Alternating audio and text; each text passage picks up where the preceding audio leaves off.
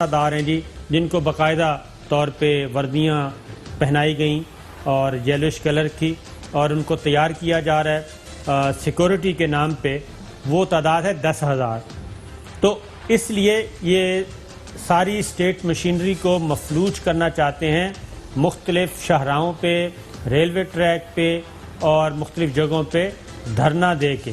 تو یہ ہے ان کی پلاننگ، اور اس میں جو ان کے لائک مائنڈڈ ہیں، بزنس کمیونٹی وہ بھی آئے گی، وکلا جو ہیں وہ بھی اپنا حصہ ڈالیں گے، اور آگے چل کے جو آپشن استعمال کیا جائے گا، خبر یہ چوہے صاحب، آپشن یہ استعمال کیا جائے گا. پیپلز پارٹی راضی نہیں ہو رہی. انفیکٹ مسئلہ یہ ہے کیونکہ یہ اکیلے پارلیمان سے استعفے دینے کے آپشن کو استعمال کرنا تو چاہتے ہیں، لیکن اس سے نقصان ہوگا ان کو. وہ کہتے ہیں کہ اگر پیپلز پارٹی کھڑی رہی پی ٹی آئی کے ساتھ اور حکومت کو گرانے میں وہ آگے نہ آئی تو ان کے استعفے ضائع چلے جائیں گے. لیکن ایک سٹیج پہ نواز شریف صاحب کی یہ تجویز ہے کہ پارلیمان سے استعفے دے دیے جائیں. دیکھیں، کوئی مانے یا نہ مانے، نواز شریف اگر چاہتے تو جمہوری نظام 4 دن بھی نہ چلتا. جب الیکشن ہوا تھا اس کے بعد مولانا فضل الرحمان کے کہنے پر اپوزیشن جماعتیں استعفے دے کر باہر آ جاتی تو بہت بڑا بحران پیدا ہو جاتا. لیکن اپوزیشن جماعتوں نے یہ غلطی نہیں کی، اور نہ ہی اب کسی سیاسی جماعت کا کوئی ایسا ارادہ ہے کہ وہ استعفے دے کر اسمبلیوں سے باہر آ جائے. لیکن دھرنے کو لے کر جس طرح کی منظر کشی کی جا رہی ہے، اس سے لگتا یوں ہے کہ مولانا فضل الرحمان نے اپنے رضاکاروں کی پریڈ کے مناظر سے بہت سے لوگوں کو خوفزدہ کر دیا ہے، جن کا خیال یہ تھا کہ مولانا فضل الرحمان کے ساتھ 4 لوگ بھی باہر نہیں نکلیں گے.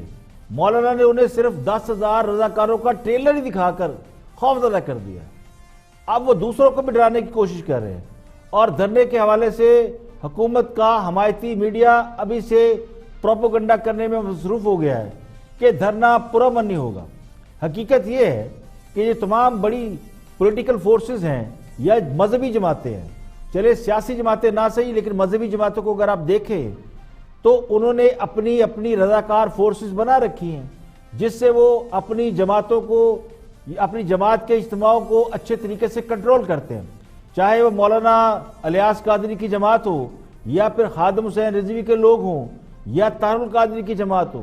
چونکہ دینی جماعتوں کے اجتماعات یا دینی اجتماعات بہت بڑے بڑے ہوتے ہیں، اس لیے وہ اپنے لوگوں سے اسے کنٹرول کرنے کا کام کرتے ہیں. تو میرے دوستوں کا مسئلہ یہ ہے، کبھی یہ فرماتے ہیں کہ مولانا فضل الرحمان کو خود نہیں پتا کہ وہ اسلام آباد کیوں آ رہے ہیں، ان کا ایجنڈا کلیئر نہیں، اور کبھی یہ فرما رہے ہیں کہ مولانا ڈنڈا بردار فوج سے حملہ آور ہوں گے، مواصلاتی رابطوں پر قبضہ کر لیں گے. یعنی جو بات مولانا فضل الرحمان کو خود نہیں معلوم، کچھ سراغ رسانوں کو پہلے سے معلوم ہو چکی ہے.